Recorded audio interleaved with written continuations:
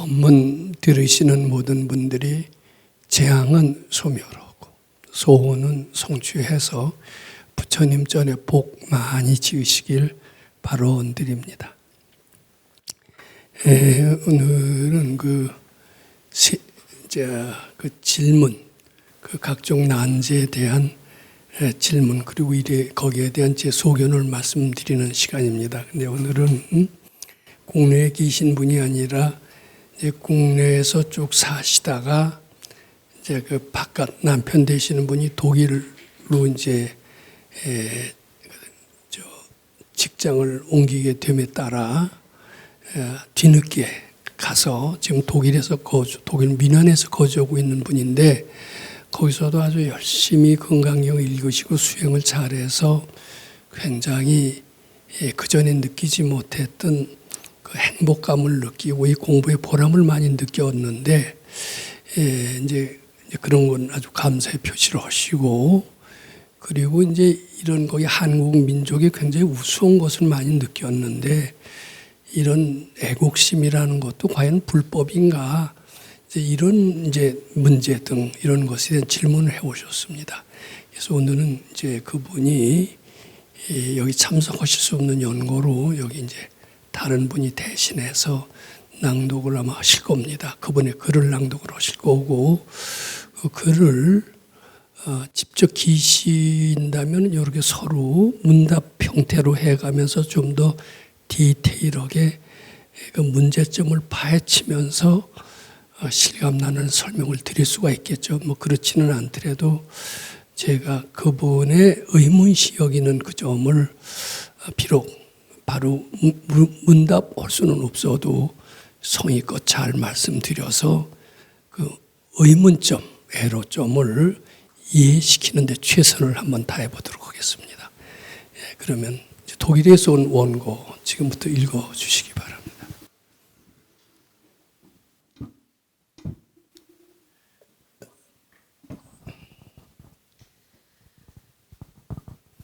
공경 없는 법사님, 안녕하세요. 법사님의 선원용 선부촉 덕분에 독일에서도 밝으신 가르침 속에서 살고 있는 부처님 시봉하는 사람 이지현 인사드립니다. 질의응답이라는 천재일호와 같은 기회를 주신 선지식 법사님께 헤아릴 수 없는 깊은 공경의 마음을 바칩니다.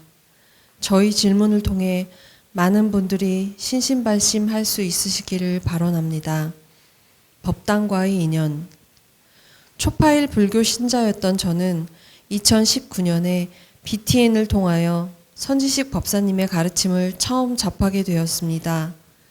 2024년 2월 남편이 독일 미넨으로 발령났습니다. 한국을 떠나기 전 평생의 소원이었던 청우지혜교육원 주말 출가와 무료 급식에 2월부터 5월까지 참여했습니다. 모든 것의 원인을 마음 안에서 찾는 방법을 알려주시며 아상을 녹일 수 있는 기회와 장소를 마련해 주신 법사님께 얼마나 감사했는지 모릅니다. 기도할 때마다 고향에 온 것처럼 마음이 쉬었고 눈물도 많이 흘렸습니다. 아주 어렸을 적부터 막연히 그리워했던 고향이 이곳이었다는 생각이 들었습니다. 결혼했음에도 저는 한없이 외로웠고 정념에 사로잡혔으며 이기적이었고 화를 잘 내었습니다. 배은망덕한 마음이 있었고 치심도 매우 강했습니다. 기도를 하면서 못난 내 모습들이 보였고 점차 닦을 수 있었습니다. 법을 만나기 전에 했던 모든 기도들은 아상의 연습이었고 이기심의 발로였다는 것도 알게 되었습니다. 업장을 벗어나서 어떤 좋은 일을 했나 돌아보았더니 부끄럽게도 내놓을 것이 없었습니다. 법사님께서 원세호 주시고 밝은 법당에서 주말 출가를 할 수 있게 해주셔서 삶의 재앙을 미리 소멸할 수 있었음을 깨달았습니다. 돌이켜보아도 그때 주말 출가를 하지 않고 그대로 살았다면 병고 등 많은 재앙을 맞이했을 것으로 예상합니다. 주말 출가 이후의 삶. 선지식님께 배운 대로 모든 존재의 행복을 염원하는 대승의 원을 세운 이후로는 눈앞의 난제들이 점차 사라졌습니다. 나의 모든 생각과 오감이 가리키는 것이 불완전한 것임을 안 이후로 어떤 생각이든 부처님께 바치도록 노력하였고, 해외에서 경험하는 각종 역경에도 감사하며 본디 없음을 깨달아 평정심을 유지할 수 있었습니다. 처음에는 아이 병원을 등록하는데도 애를 먹었습니다. 이미 등록된 사람이 많다고 문전박대를 겪은 적이 있었습니다. 바치며 기도한 결과 좋은 병원을 찾을 수 있었고, 그곳에 부처님 상이 있는 것을 보고 또 한 번 감사의 기도를 드리며 바쳤습니다. 5살 딸도 처음엔 적응을 힘겨워했는데 부처님께 힘든 감정을 바쳐보라고 했더니 점차 안정이 되었습니다. 어떻게 하는 것이 부처님을 잘 시봉하는 선택일까? 과연 이 상황에서 선지식 법사님께서는 어떤 결정을 내리셨을까? 어떤 선택을 하면 부처님께서 기뻐하실까를 행동 강령으로 내세우고 원세운 결과 독일에서도 다양한 배경의 사람들과 친구가 되었습니다. 나는 부처님의 자손이라는 마음가짐으로 주는 마음을 내고 사람들을 대하자 점차 외국인이라는 열등감이 사라졌습니다. 저는 위대하고 절대적인 선지식님이 가르침 덕분에 살면서 처음으로 마음이 고요하고 잔잔하며 시원해짐을 느낄 수 있었습니다. 햇살과 바람 속에서 밝음과 평화를 느낄 수 있는 것은 선지식 법사님의 가르침 덕분입니다. 법당에서 마음 닫기 전에는 자연 경관이 아름다운 곳을 가더라도 진심 내고 치심 내고 탐심 내어 하나도 아름다워 보이지 않는 경우도 많았습니다. 이제는 아름다운 경치를 볼 수 있습니다. 위 없이 드높은 밝은 광명의 가르침을 알려주시는 부처님 선지식님께 온 마음 담아 감사드리며 바칩니다. 독일에서도 법문을 통하여 선지식 법사님의 목소리를 가장 많이 듣고 있습니다. 금강경을 매일 읽고 법문을 들으면서 내 마음이 세상을 만들어가고 나의 신념과 염원은 우주를 진동시킬 수 있다는 것을 믿게 되었습니다. 질의 내용. 독일에 체류한 지 이제 1년이 지나 앞으로의 계획을 세우고 있습니다. 금강경을 읽고 분별이 쉬면서 가족과의 관계도 많이 부드러워졌고 독일에서의 생활도 익숙해졌습니다. 주위가 부드러워지고 좋은 사람들을 많이 만나게 되면서 독일에 더 머물고 싶다는 마음이 듭니다. 하지만 한국에 돌아가서 백천만겁 난조한 법을 선지식님 밑에서 더 공부하고 싶은 마음도 큽니다. 이러한 상황에서 대승의 마음으로 불법을 잘 실천하고 부처님 기쁘게 해드리며 살아가기 위해서는 어떻게 원을 세우면 좋을까요? 2번째 질문입니다. 차를 타고 갈 때면 소가 많이 보여서 이만하면 되었다는 치심을 바치고 있습니다. 아침 저녁으로 금강경을 읽지만 어린아이와 함께 생활하다 보니 자시 가행정진 스케줄을 못 맞추고 있습니다. 저와 같이 금강경 공부를 하고자 하지만 영유아를 키우는 등의 시간의 제약이 있는 사람들은 어떻게 금강경 독송을 하는 것이 좋을지 궁금합니다. 전 세계의 모든 사람들이 이 정법을 만나 밝은 날과 같이 환희심 내고 세세생생 선지식 모시고 언제 어디서나 부처님 전에 복 많이 짓기를 발언합니다. 독일에서 이지연 합장 공경 배례.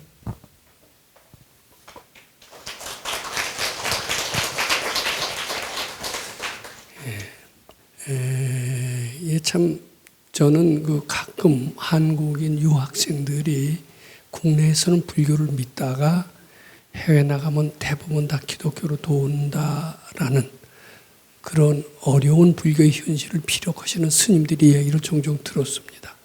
자네들은 어떻게 한국에 있다가 열심히 불교를 믿더니 미국 나가면은 이렇게 특히 나가면 왜 다 기독교로 도느냐 이렇게 이제 질문하면 그 학생들이 뭐라고 그러냐면 여기는 모든 모임이 다 교회에서 이루어지기 때문에 교회라는 모든 정보의 집합체를 떠나서는 전 여기서 살 수가 없습니다. 이건 어차피 교회에 나가게 되고 절에서는 그런 모든 정보의 중심이 되지 못합니다. 그래서 저는 어쩔 수 없이 기독교로 돌았습니다. 이제 이런 얘기를 하시는 스님들을 방송을 통해서 종종 듣습니다. 근데 오늘 이 이지연 보살님은 외래 독일에 가서 불교 신자라는 건 열등감에서 벗어났을 뿐만 아니라 특히 더 이 공부의 위대성을 실감하면서 자긍심을 느끼면서 아주 신심나게 공부하고 있고, 이 표현을 그렇게 썼습니다. 자기 글을 읽고 모든 사람들이 신심발심하기를 바라온다. 그런 표현까지 했었던 것 같습니다. 저는 대단히 우리 가르침을 성공시키는 위대한 불자고, 이런 불자가 더욱 많이 나올 때라야만이 불교의 희망이 있고 그리고 발전이 있을 것으로 생각합니다. 먼 데 있는 그런 불자이지만 여기서 다 같이 한번 박수로서 환영을 해 주셨으면 좋겠다, 이런 말씀 드리고 싶습니다. 근데 이 질문, 여기 쭉 문장을 읽어보고서는 우리 검토할 것이 한 3가지쯤 있는 것을 발견을 했습니다. 이 검토할 것을, 즉 키워드가 되는 셈이죠. 3가지 키워드를 발견했고, 이것을 핵심을 잘 짚는다면은 그분에 대한 질문에 대한 대답도 될 뿐만 아니라 이 불교는 세계적으로 다 통할 수 있는 것이다. 그리고 우리가 종래 여러 가지를 품어왔던 미신적인 그런 문제에 대해서도 불교가 어떤 답을 할 수 있는지 알 수 있다. 이런 생각이 드시지 않을까 싶습니다. 자, 그런데 이제 이분의 표현이 지금 어떻게 됐느냐 하면은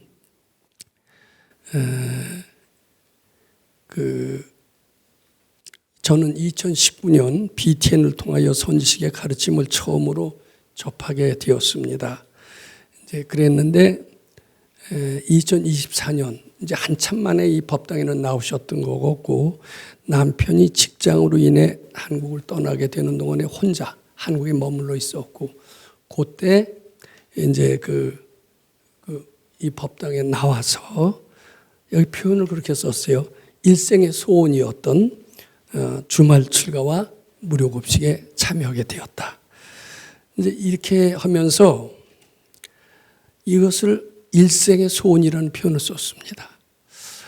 그리고 이 가르침을 접하자마자 여기도 그런 표현이 있었죠. 저는 결혼을 했지만 여전히 외롭다, 이런 표현을 썼습니다. 거긴 자기 집이 아닌 거예요. 자기 집은, 자기 마음의 고향은 법당이라는 것을 그렇게 이제 그 글 속에 표현했는데, 이것은 미국에 가면 다 기독교로 돌아서는 한국 유학생들과 너무나 대조적입니다.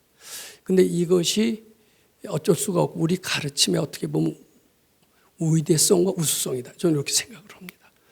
근데 우리 가르침의 특징을 잘 안다면은 외국에 나왔을 때 더 빛을 발한다, 이렇게 보면 됩니다. 우리 가르침은 해외에서도 통하는 가르침이다라는 것을 이지연 보살님은 그 글 속에 그걸 잘 나타내고 있습니다. 근데 저는 이 숙해라는 말이 요새 쓰는 사람이 거의 없어요. 이것은 숙해, 잘 쑥자, 지혜자입니다. 전생에 닭 같은 지혜란 뜻입니다. 우리는 동등하게 태어나지 않습니다. 타낼 때 키가 큰 사람으로 태어나기도 하지만 아주 조그맣게 태어나는 사람도 있습니다. 그다음에 외모가 훤칠하게 잘생긴 사람으로 태어나기도 하지만 아주 추한 모습으로 태어나는 수도 있습니다. 또 지혜가 상당히 탁월한 사람으로, 즉 선천 속으로 태어났다는 사람도 있지만은 또 아주 둔하게 태어난 사람도 있습니다. 또 다른 공부는 잘해도 불교를 못하는 사람이 있고요. 또 다른 공부는 못해도 불교를 탁월하게 잘하는 사람을 저는 종종 봅니다. 특히 다른 데서는 둔해도 이 공부를 만나서는 너무나 신심이 나서 그대로 깊이 빠져들어가면서 자나깨나 금강경을 읽고 신심을 내는 분들을 저는 봅니다. 그것은 왜 그렇게 차이가 나느냐? 금생이 다라고 생각하는 사람들은 그 의문에 대해서 해답을 할 수가 없습니다. 그런데 전생을까지 훤히 아는 도인은 그 전생에 연습했던 결과로 그렇게 되는 것이다. 저는 그 참 행운이라고 생각할 수밖에 없지만은 전생을 아주 훤히 아시는 분입니다. 너무나 훤히 알아서 마치 몇 생 전의 일이 오늘 아침의 일처럼 얘기를 하고 그때 저질렀던 잘못이 그대로 금생까지 이어지면서 고통으로 이어지고 그때 잘했던 선행이 금생에 이어지면서 그대로 착한 과보를 받는다는 그런 사실을 자주 들었기 때문에 저는 그 전생에 대해서 확실히 믿습니다. 근데 이게 불교 신자라면은 이 인과 응보, 전생이 있고 내생이 있고 선인 선과 악인 악과를 반드시 믿어야 됩니다. 그런 믿음을 바탕으로 해야만이 각종 난제에 대한 해답을 할 수 있을 뿐만 아니라 남을 원망하지 않게 되고 모든 어려움은 다 자기가 불러서 왔다라는 것을 확실히 이해할 수 있게 되면서 너그러운 사람, 밝아지는 사람을 우리가 갈 수가 있습니다. 즉 밝아지는 길에는 인과응보의 진리를 철저히 믿는다는 것은 매우 필요합니다.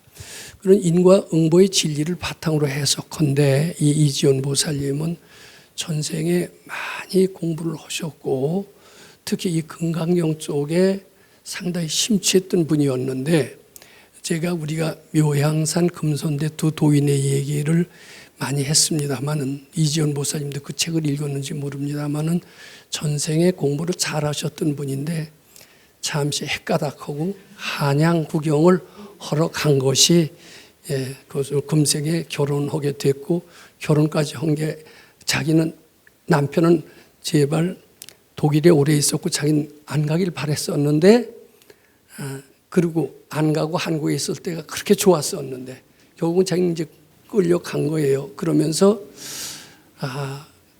여기 생각을 늘 한다고 그럽니다. 여기 법문을 늘 듣는다고 그럽니다. 일과 중에서 가장 많이 듣는 게 이 법문이라고 그럽니다. 근데 대개 한국 유학생들은 불교 신자였다가 기독교로 가면 아주 빠져요. 삼천포로 빠지듯이 빠집니다. 근데 이분은 전생에 원체 수도를 많이 하신 것이 원인이 돼서 그런지 이렇게 한국에 왔어도 전생의 기억이 이게 전생의 탁 같은 게 아주 사무치게 크셨던 것 같아요. 그러면서 새록새록 여기 법문이 생각이 나면서 그리워지고 거기서도 늘 아마 BTN 방송을 많이 들으시는 것 같아요. 그것을 듣는 시간이 가장 많다라고 써 있습니다. 그런데 들었을 뿐만 아니라 그것을 잘 활용하고 있다. 이렇게 또 얘기를 합니다. 자, 그렇게 된다면 그 잘 활용하고 있었다는 그 근본 동력이 무엇이냐면 전생에 잘 닦았던 지혜입니다. 잘 닦았던 지혜가 잘 그냥 숨겨져 있었어요. 숨겨져 있었는데 이 법당을 이제 어떻게 왔습니다. 별로서 왔다고 그럽니다. 대개 이 가르침을 굉장히 별로서 왔다가 다시 불이 붙기 시작을 했습니다. 불이 붙어서 꽃을 피려고 그러는데 다시 끌려 나갔습니다. 끌려 나가서 이제 거기서도 이 가르침을 그대로 이제 활용을 하는 거죠. 쭉 활용하면서 거기서 하나하나 문제점을 해결해 나갑니다. 근데 그것이 해결해 나가는 것이 무엇이냐? 이제 여기 이렇게 대략 피력하고 있습니다. 종래 신행했던 불교. 그것은 이제 본인도 표시했지만 아상을 기본으로 나만 잘되게 해달라고 하는 그런 기복불교를 했어요. 아상을 기본으로 하는 이제 기복불교입니다. 근데 지금 이 한국이 불교가 발전하려면요, 나 잘되게 해달라는 기복불교가 주류를 이루고 있습니다. 근데 이제 그분 이지연 보살님이 자기가 믿었던 종래불교, 기복불교, 그것이 이제 소승불교라고 얘기해도 뭐 과히 틀리지는 않을 겁니다만은, 그리고 여기 와서 선지식을 만나는 후의 불교를 그이는 이렇게 비교했던 것 같아요. 선지식을 만나는 후의 불교는 난제의 원인을 마음 밖에서 찾지 말고 마음속에서 모든 난제 해답이 있다라는 것을 가리키는 것이 여기서 처음으로 배웠고, 또 대승의 마음을 가져라. 그러니까 나만 잘 되길 바라지 말고 모든 사람, 나도 잘 돼야죠. 나 못 되고 남만 잘 되길 바란다는 것은 대승이 아닙니다. 나와 똑같이 모든 사람도 다 같이 잘 되길 바라는 마음, 이게 대승의 마음이거든요. 여기서 강조하는 게 대승의 마음입니다. 근데 이런 대승의 마음을 우리가 배우고 있으면서도 때때 굉장히 괴로우시는 분들이 있어요. 왜 괴로우신 줄 아세요? 괴로운 순간에 소승의 이기적인 마음을 내고 있기 때문에 그렇습니다. 그러니까 괴로울 때 남 탓하면 안 됩니다. 내 속에 이 못된 이기적인 마음이 발동했기 때문에 난 고생을 한다. 이렇게 하신다면은 가르침을 탓하거나 남을 탓할 이유가 없어요. 이제 그분 이제 요 글 속에 보면은 이지연 보살님은 자기 종래 불교 사실 초파일만 나가는 문이 만해 불자였던 것 같고 그 이기적인 마음으로 출발하면은 결국은 고통을 근본적으로 해소할 수가 없습니다. 그러니까 아무리 빌어도 그때는 잠깐 나아지죠. 나아지다가 근본이 이기심이니까 결국 치심의 덫에 걸려서 또 떨어져요. 그래서 오르락 내리락 해서 그 제로 썸이라는 표현을 제가 잘 쓰는데 결국 인생을 보면은 오르락 내리락 하면서 결국 평균적으로 보면은 하나도 실익이 없다라는 겁니다. 근데 우리 가르침은 아상을 근본적으로 착각이고 본래 없다라는 금강경 가르침에 기본하고 있습니다. 이제 금강경을 하는 분들은 너무나 한국에 많습니다. BTN 같은 데서는 하루에 한 번씩인가 금강경을 계속 전 불자들을 독송으로 금강경을 읽습니다. 그것은 조계종의 소위경전이기도 합니다. 태고종의 소위경전이기도 합니다. 즉 한국 불교의 소위경전이기도 하지만은 대부분의 한국 불자들이 금강경의 가르침의 핵심이 무엇인가를 아시는지 저는 굉장히 궁금합니다. 왜냐하면 핵심이 무엇인가를 안다면은 많은 고통 속에서 벌써 벗어나셔서 행복을 구가하고 있어야 됩니다.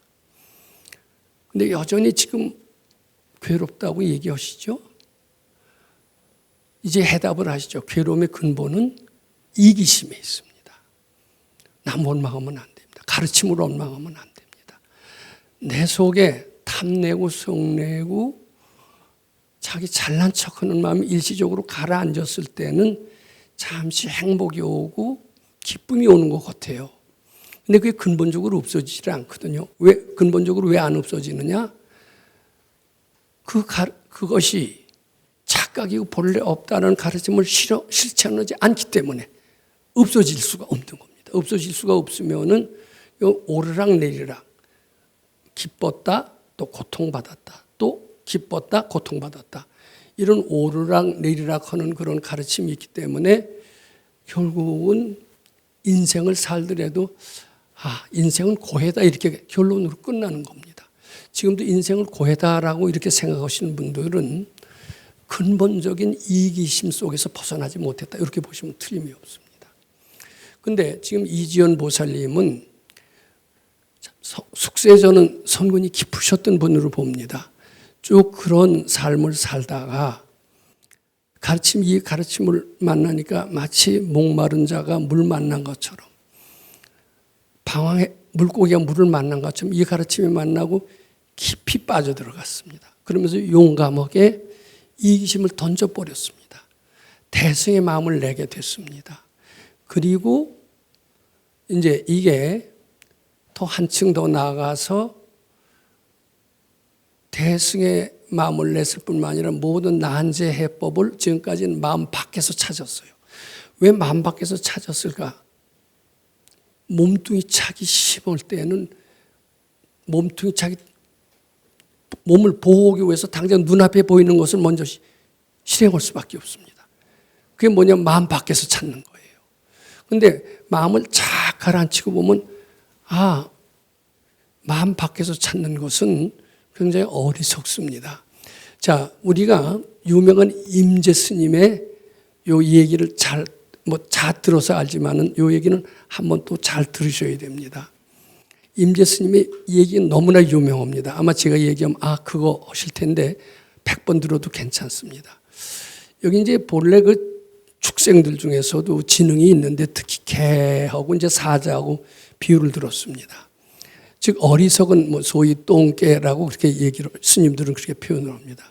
똥개한테 돌을 던지면은 그리고 이제 돌이 그 개한테 맞습니다.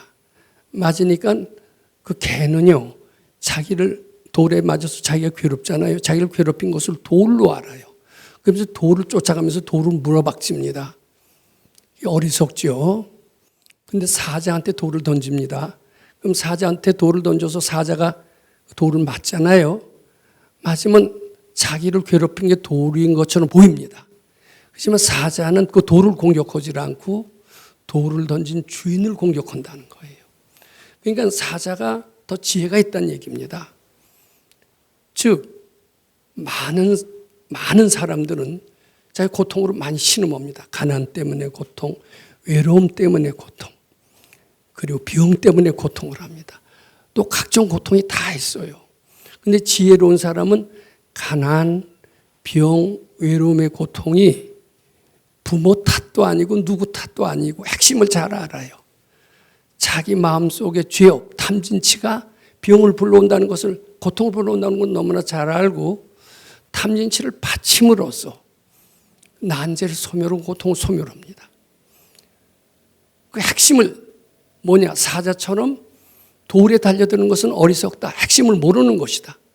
돌을 던진 주인을 공격하는 것이 핵심이다. 주인만 없어지면 자기를 괴롭히는 것이 없죠. 그럼 자기를 괴롭히는 것이 무엇이냐면 병이나 외로움이나 이게 아니라 죄업이다 이거예요. 탐진치다 이거예요. 자기 마음속에 있는 죄업을 없애는 것이 가장 현명하다라는 것을 아는 사람이야말로 너무나 지혜롭다는 겁니다. 이제 그것은 선지식만이 가르쳐 줄 수가 있습니다. 임재 스님의 이야기는 하도 유명한데 그것을 우리 써먹을 줄가 모릅니다. 일체유심, 즉 임재 스님의 그 얘기는 일체유심조. 모든 난제의 핵심은 바로 자기 마음속의 죄업에서부터 비롯되고 난제 해법도 여기 자기 마음속의 죄업에서 그것이 해결할 수 있다. 이렇게 가르치고 있고 고통의 원인, 근본 원인을 잘 알아서 그것을 제거하라. 이렇게 가르치고 있습니다. 바로 이지연 보살님은 목마르게 그리움을 찾고 아마 전생부터 했던 마음의 고향 찾아서 여기까지 오셨던 것 같아요. 오셨으면서 그 핵심을 비로소 발견했어요. 혼자 공부하는 기간이 길지 않았음에도 불구하고 그 가르침을 잘 활용을 했습니다.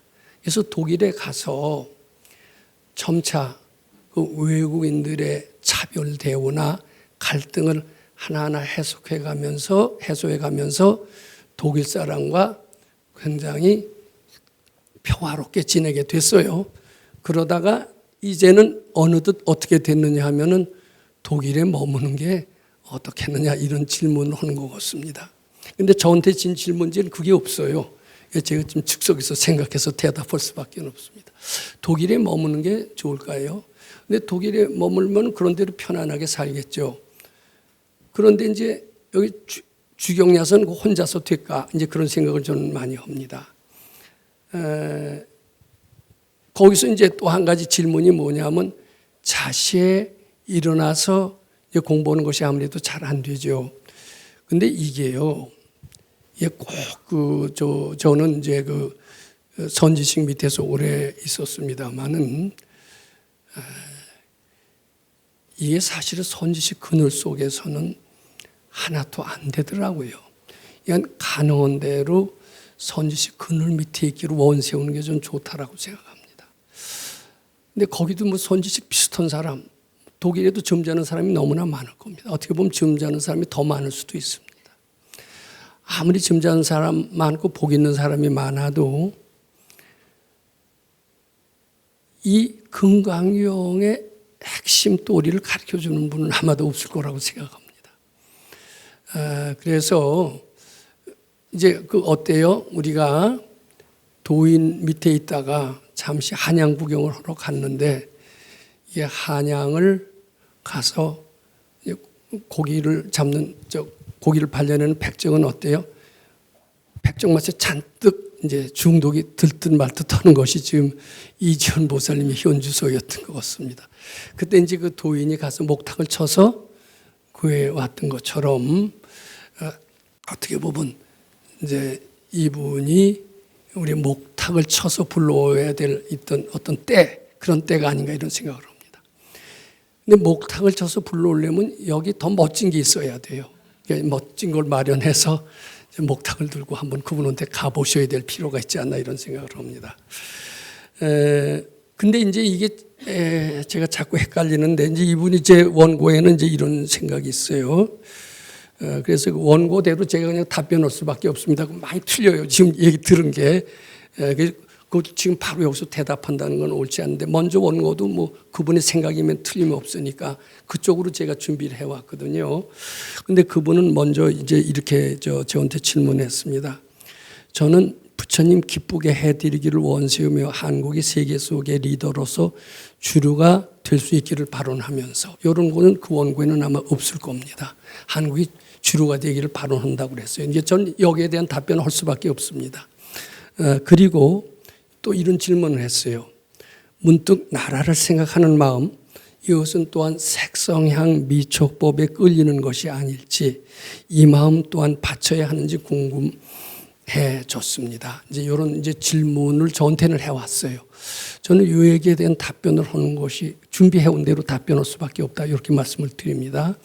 근데 대개요, 저는 이런 사람을 봤습니다. 우리 백 박사님을 스승으로 모시고 그 밑에서 공부를 하면서 굉장히 근데 어쩔 수 없이 이제 가정 형편으로 말미암아 가정에서는 백 박사님 밑에 있어봐야 뭐하냐, 있어봐야 결국 한국에 있는 거고 너는 어렸을 때부터 집안의 그 전통 희망, 부모의 희망을 품고 미국 가서 박사 따고 미국 가서 성공하는 게 꿈인데 결국은 그쪽에 가서 성공해야 되지 않겠느냐는 부모의 강력한 권유로 백 박사님 밑에서 공부를 열심히 하다가 부모의 강력한 반대로 말미암아 결국은 미국 유학을 갔습니다. 유학을 가서 석사를 겨우 하고 보니까 그렇게 백 박사님 가르침이 좋았어요. 또 왔습니다. 또 왔는데 이제 부모는 또 강력하게 반대하는 거예요. 우리 집에 대고 너는 미국 가서 박사도 따고 성공을 해야 된다. 넌 틀림없이 될 수 있다. 우리 또래였습니다. 그래서 또 미국으로 갔어요. 한 번 갔다 또 왔고 울면서 또 갔습니다. 그 어머니 아빠가 지중했습니다. 그래갖고선 결국은 미국으로 갔는데 가서 한 좀 있더니 처음에는 한국으로 자꾸 오려고 그러더니 조금 지나니까 이제 그것도 바치면 되지 않겠느냐. 그러면서 한국에 오겠다는 생각도 잊어버리고 백 박사님을 그리워하는 것도 바쳐서 또 잃어버리고 이제 그렇게 됐었습니다. 근데 그 어머니는 어떻게 됐느냐? 그 어머니는 아들을 굉장히 공부하고 밝아져야 되는 아들을 결국은 미국으로 기쓰고 보냈죠. 결국 박사도 못 따고 슈퍼마켓을 하다가 뭐 그렇게 되고 말았는데 그게 이제 그 공부하는 사람을 방해해서 결국은 어머니는 암에 걸려서 세상을 떠나게 됐다. 즉 처벌을 받았다. 이제 그렇게 도인은 해석을 합니다. 그리고 그 애는 상당히 똑똑했던 사람입니다. 이미 한국에 있을 때 웬만한 미래를 다 아는 굉장히 예지 능력이 뛰어난 사람이었는데 이제 부모의 그 명예욕, 출세욕에 결국은 거부를 못하고 미국 가서 하는 바람에 또 미국 지내다 보니까 살만하고 좋거든요. 점점 한국 잃어버리고 뭐 백 박사님 돌아가실 때도 안 오고 완전히 잊어버리고 이제는 완전히 불자인지 아닌지 모르게 달리 돼버렸습니다.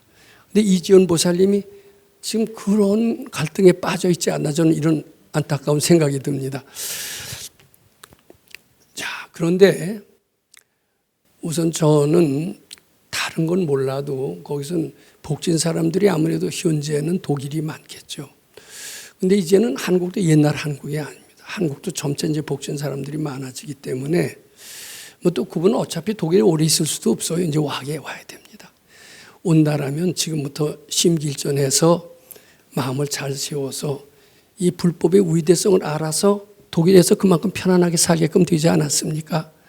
이건 더욱더 공부를 해서 이 사람 공부 잘하면 큰 깨달음이 이룰 수 있으니까 그쪽을 또 공부하기를 권합니다.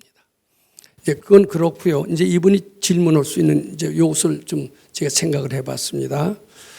저는 부처님 기쁘게 해드리기를 원세우며 한국이 세계 속의 리더로서 주류가 될 수 있기를 발언한다.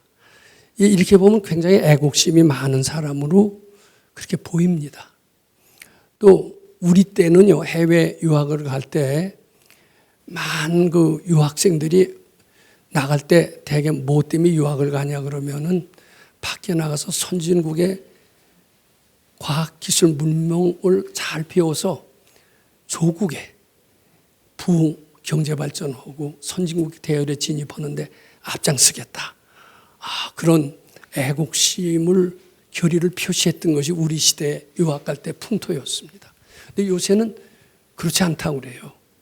뭐 한국에 대한 애국심은 점점 희석이 되는데 그럼 과연 애국심이 불법을 하는 사람한테 당연한 것이냐? 한국이 세계 속에 한국의 리더가 되는 한국을 선진국으로 만들고 이런 결의를 갖고 하는 것이 불자로서 바람직한 일이냐? 여기에 대해서는 반드시 논의해 볼 필요가 있습니다. 근데 여기에 대해서는 아마 어떤 큰 스님도 제대로 대답하기 좀 쉽지 않다고 생각합니다. 서산대사 같은 경우는 나라가 없으면 불교도 없다. 뭐 이런 얘기를 하면서 임진왜란 때 승병을 동원해서 외적을 물리친 적이 있었습니다. 그분은 국가가 굉장히 소중하다라는 것을 얘기했고 그분의 얘기를 한다면 애국심이 대단한 것처럼 보이기는 합니다. 그런데 사실은요, 제가 아는 불법은 애국심도 바쳐야 된다고 생각합니다. 애국심도 분별이요, 바칠 대상이라고 생각을 합니다. 우리는 본래 대한민국 사람이 아닙니다. 우리는 본래 부처님의 맏아들로서 태어난 사람입니다. 우리는 부처가 되어야 되는 것이 우리의 어떻게 보면 당연한 운명이기도 하고 갈 길이기도 하다 이렇게 생각을 합니다. 그런데 왜 우리는 부처가 되질 않고 한국 사람으로 태어났으면서 한국이 선진국이 되는 이런 길을 가야 된다고 애국심의 대열에 앞장을 서게 됐나? 그건 자기 전생의 업이 그렇게 해서 그렇게 됐다라고 생각합니다. 지금 미운 오리 새끼는 사실이 아니라 동화입니다. 근데 그 동화도 그는 실제로 있을 수가 있습니다. 왜 백조가 미운 오리 새끼가 됐느냐? 그이는 본래 백조가 되는 게 맞습니다. 근데 자기의 업이 남을 갖다 경천하고 이랬던 과보로 미운 오리 새끼가 일시 될 수밖에 없었어요. 그러면서 미운 오리 새끼가 돼서 한없이 경천을 당했습니다. 근데 뒤늦게 그 경천의 거부가 다 사라질 때가 되고 지업이 소멸하니까 이제 제정신이 나기 시작을 했고 내가 백조로서의 본연의 길을 왜 가는 것을 잃어버리고 미운 오리 새끼가 되었을까? 이렇게 하면서 자기 본연의 길로 간 겁니다. 근데 우리는 지금 왜 한국으로 태어났느냐? 더군다나 분단국가로 태어났느냐? 그것은 발근이의 말씀은 그렇습니다. 우리는 남을 이간시키고 서로 갈라놓는 그런 업을 많이 지녔던 사람이다. 우리는 본래 부처님의 아들이고 극락세계에 태어나야 되고 대자유 속에 마냥 대자유를 누리며 모든 장애를 벗어나는 그런 삶을 살아야 될 위대한 존재임에도 불구하고 왜 하필이면 분단국가에 태어나서 대한민국을 발전시켜야 된다 이런 식의 삶을 살아야 되느냐. 그것은 우리 전생의 업이 우리로 하여금 대한민국에 태어나게 했고 대한민국의 지도자들은 대한민국의 발전을 위해서 너희들은 앞장서야 된다는 그런 얘기를 하게 됐고 우리는 그 얘기에 어떻게 보면 세뇌가 돼서 그 길을 지금 가고 있다. 이렇게 발근이들은 얘기합니다. 그러면 발근이들이 대한민국에 태어난 불자들한테 하시고 싶은 얘기가 무엇일까? 우리가 생각할 줄 알아야 됩니다. 발근이들이 대한민국에 태어난 불자들한테 하시고 싶은 이야기는 너희들은 본래 대한민국의 사람이 아니다. 대한민국의 사람도 아닐진된 거기에 더 밑으로 들어가서 그 밑에 세부의 한 요원이 된다는 것은 한참 자기를 백조의 대열에서 이탈해서 미운 오리 새끼가 되는 길을 스스로 가는 길뿐이다. 너희들은 지금 현재 업보가 다 착각인 줄 알고 거기서 벗어나는 부처님 수행을 잘해라. 잘하면은 너는 본래 대한민국 사람도 아니고 오로지 부처님 자신으로서 본연의 모습을 회복함으로써 그 대한민국의 발전으로 해서 거품을 물고 악을 쓰고 이러지도 않을 것이다. 부처님의 길을 묵묵히 갈 뿐이다. 아마 부처님은 그렇게 얘기하실 겁니다. 저는 이지연 보살님이 이런 말씀을 하신 거는 그분도 지금 독일에 가서 이제 독일이 편안하니까 독일에서 그냥 살고 싶은 생각도 들고 내가 독일에서 살다 보니까 대한민국의 혼을 잃어버리고 여기에 그대로 영합하는 게 아닌가 그런 갈등 속에서 이런 질문을 하는 것 같습니다. 그런데 저는 이지연 보살님께 이런 말씀을 드리고 싶습니다. 이지연 보살님은 본래 한국 사람도 아닙니다. 어떤 그 업에 의해서 한국에 태어났을 뿐입니다. 그런데 또 인연에 끌려서 독일로 가서 독일이 좋고 독일과 살고 싶은 생각이 좀 나지만 독일에서 살아야 될 사람도 아닙니다. 보살님은 본래 부처님 자손이고 부처님 시봉 오는 사람입니다. 그 생각을 착각으로 잘 알고 받치면 받을수록 보살님이 본연에 가야 될 길이 무엇인가를 너무나 뚜렷하게 잘 알아질 것입니다. 빨리 미운 오리 새끼의 착각에서 벗어나셔서 백조의 큰 영광과 자유의 길로 힘차게 용감하게 앞으로 나아가시길 바랍니다. 이런 말씀 드리고 싶습니다.